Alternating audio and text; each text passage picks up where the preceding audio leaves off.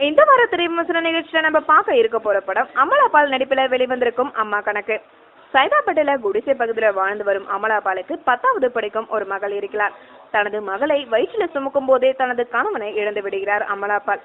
அப்பா இல்லாத மகளே மிகவும் கண்ணும் கருத்துமாக வளர்ந்து வரும் அமலா பால் டாக்டரான ரேவதியோட வீட்டுல வேலை செய்து வருகிறார். அங்கு வேலை முடிந்ததும் மாலை நேரத்துல மாவு கடையிலும் மீன் கடையிலும் வேலை செய்து சம்பாதித்து வருகிறார். இந்த நிலையில 10வது படிக்கும் தனது மகளுக்கு கணக்கு பாடம் சரியாக வராது என்பதால் அவளை டியூஷனுக்கு அனுப்ப ஏற்பாடு செய்கிறார்.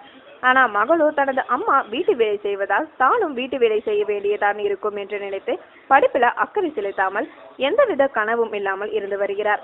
இதனால தனது மகளோட எதிர்காலத்தை எண்ணி பயப்படும் அமலா பால் அவள் தேர்வுல வெற்றி பெறுவதற்காக எடுக்கும் துணிச்சலான முயற்சிதான் அம்மா கணக்கு. அமலா பால் திருமணத்திற்கு பிறகு ஹீரோயின் என்ற அந்தஸ்தை உடைத்து ஒரு 10வது படிக்கும் மகளுக்கு தாயாக துணிச்சலான கதாபாத்திரத்தை தேர்ந்தெடுத்து நடித்திருக்கிறார். மிகவும் பொறுப்பான கதாபாத்திரம் இவருடையது.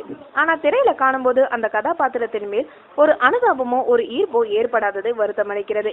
குறிப்பா இவர் பேசும் லோக்கல் சென்னை பாஷை முழுமையாக இல்லை என்பது குறிப்பிடத்தக்கது. அமலா பாலோட மகளாக வரும் சிறுமிக்கு முதல் படம் என்றாலும் கதாபாத்திரத்தை உணர்ந்து யதார்த்தம் கலந்த சிறப்பான நடிப்பை வெளிப்படுத்தியிருக்கிறார். தலைமை ஆசிரியராக வரும் சமுத்திரக்கனி 2020க்கு பிறகு உலகில் அதிநவீனமான தயாரித்து வெளியிட்ட ரோபோ போல் படத்துல வலம் வந்திருக்கிறார். டாக்டராக வரும் ரேவதி நீண்ட இடைவெளிக்கு பிறகு திரையில வந்தாலும் அலட்டல் இல்லாத நடிப்பை வெளிப்படுத்தி அசத்தியிருக்கிறார். பள்ளியில சக மாணவர்களுக்குள் வரும் சிறுவர்களும் அனைத்தும் சிறப்பாக நடித்திருக்கிறார்கள். இந்தில வெற்றி பெற்ற நீல்பட்டை சன்னாட்டா படத்தோட ரீமேக் தான் அம்மா கணக்கு. இந்தில இயக்கிய அஸ்வினி ஐயர் திவாரியை தமிழிலும் இயக்கியிருக்கிறார். ஏழ்மையான குடும்பத்தில் பிறந்த மாணவர்கள் பெற்றோர்கள் முனைப்புடன் செயல்பட்டால் தங்களுடைய குழந்தைகளை எந்த உயர நிலைக்கும் அழைத்து செல்ல முடியும் என்பதை இந்த படத்தின் மூலம் சொல்ல வந்திருக்கும் இயக்குனரை கண்டிப்பா பாராட்டியே ஆக வேண்டும்.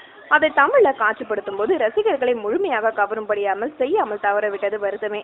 இளையராஜாவோட இசை கதையை நகர்த்தி செல்வதற்கு உதவுகிறது. மொத்தத்துல அம்மா கணக்கு திருப்தி இல்லை. மேலும் சினிமா செய்திகளை தொடர்பு கொள்ள லைக் மற்றும் சப்ஸ்கிரைப் செய்யவும்.